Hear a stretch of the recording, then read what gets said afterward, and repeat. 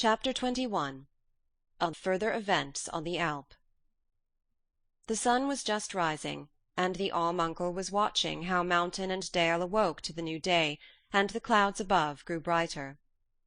Next the old man turned to go back into the hut, and softly climbed the ladder. Clara, having just a moment ago opened her eyes, looked about her in amazement. Bright sunbeams danced on her bed. Where was she? But soon she discovered her sleeping friend, and heard the grandfather's cheery voice. "How did you sleep? Not tired?" Clara, feeling fresh and rested, said that she had never slept better in all her life. Heidi was soon awake too, and lost no time in coming down to join Clara, who was already sitting in the sun. A cool morning breeze fanned their cheeks, and the spicy fragrance from the fir trees filled their lungs with every breath. Clara had never experienced such well-being in all her life.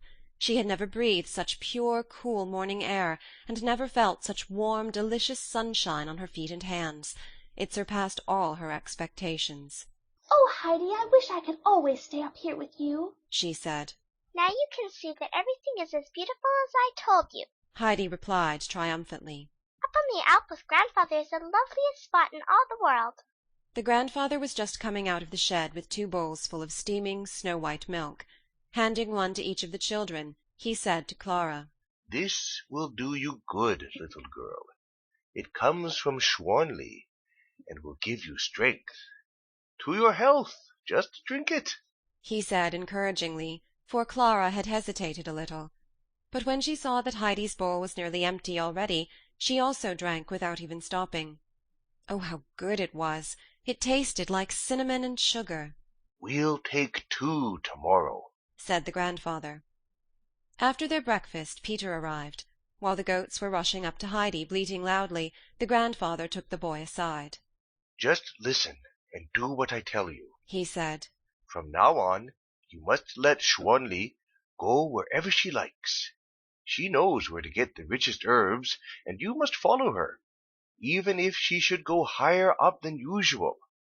It won't do you any harm to climb a little more, and will do all the others good. I want the goats to give me splendid milk, remember.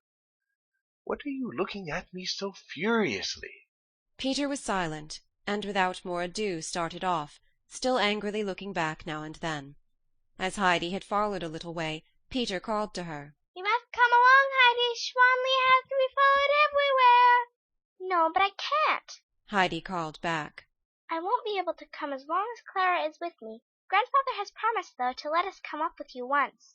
With those words Heidi returned to Clara, while the goatherd was hurrying onward, angrily shaking his fists.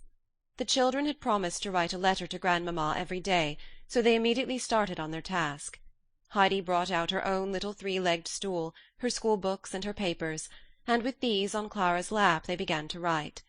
Clara stopped after nearly every sentence, for she had to look around. Oh, how peaceful it was, with the little gnats dancing in the sun and the rustling of the trees! From time to time they could hear the shouting of a shepherd re-echoed from many rocks.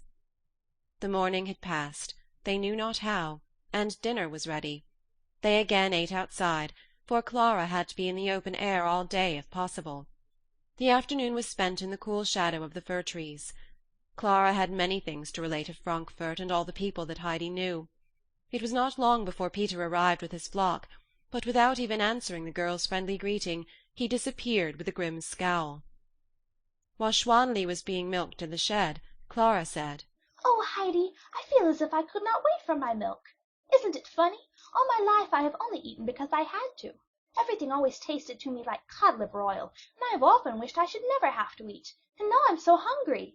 "Oh, yes, I know," Heidi replied. She had to think of the days in Frankfurt when her food seemed to stick in her throat. When at last the full bowls were brought by the old man, Clara, seizing hers, eagerly drank the contents in one draught, and even finished before Heidi. "Please, may I have a little more?" she asked, holding out the bowl. Nodding, much pleased, the grandfather soon refilled it. This time he also brought with him a slice of bread and butter for the children. He had gone to Mayensauce that afternoon to get the butter, and his trouble was well rewarded. They enjoyed it as if it had been the rarest dish. This evening Clara fell asleep the moment she lay down. 2 or 3 days passed in this pleasant way. The next brought a surprise. 2 strong porters came up the Alp, each carrying on his back a fresh white bed. They also brought a letter from grandmamma, in which she thanked the children for their faithful writing, and told them that the beds were meant for them. When they went to sleep that night they found their new beds in exactly the same position as their former ones had been. Clara's rapture in her new life grew greater every day, and she could not write enough of the grandfather's kindly care and of Heidi's entertaining stories. She told her grandmamma that her first thought in the morning always was, "Thank God I am still in the alm-hut." Grandmamma was highly pleased at those reports, and put her projected visit off a little while, for she had found the ride pretty tiring. The grandfather took excellent care of his little patient, and no day passed on which he did not climb around to find the most savoury herbs for Schwanli. The little goat thrived so that everybody could see it in the way her eyes were flashing. It was the 3rd week of Clara's stay. Every morning after the grandfather had carried her down, he said to her, "Would my Clara try to stand a little?" Clara always sighed. "Oh, it hurts me so." But though she would cling to him, he made her stand a little longer every day. This summer was the finest that had been for years. Day after day the sun shone on a cloudless sky, and at night it would pour its purple rosy light down on the rocks and snow-fields, till everything seemed to glow like fire.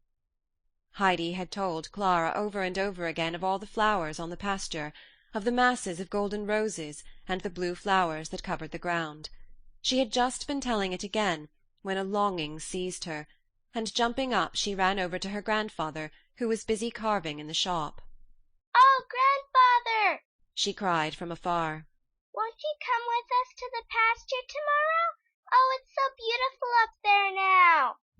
"All right, I will," he replied. "but tell Clara that she must do something to please me. She must try to stand longer this evening with me." Heidi merrily came running with her message. Of course Clara promised, for was it not her greatest wish to go up with Heidi to the pasture? When Peter returned this evening, he heard of the plan for the morrow. But for answer Peter only growled, nearly hitting poor Thistlefinch in his anger. The children had just resolved to stay awake all night to talk about the coming day, when their conversation suddenly ceased, and they were both peacefully slumbering. In her dreams Clara saw before her a field that was thickly strewn with light blue flowers, while Heidi heard the eagles scream to her from above, "Come, come, come!" End of chapter 21.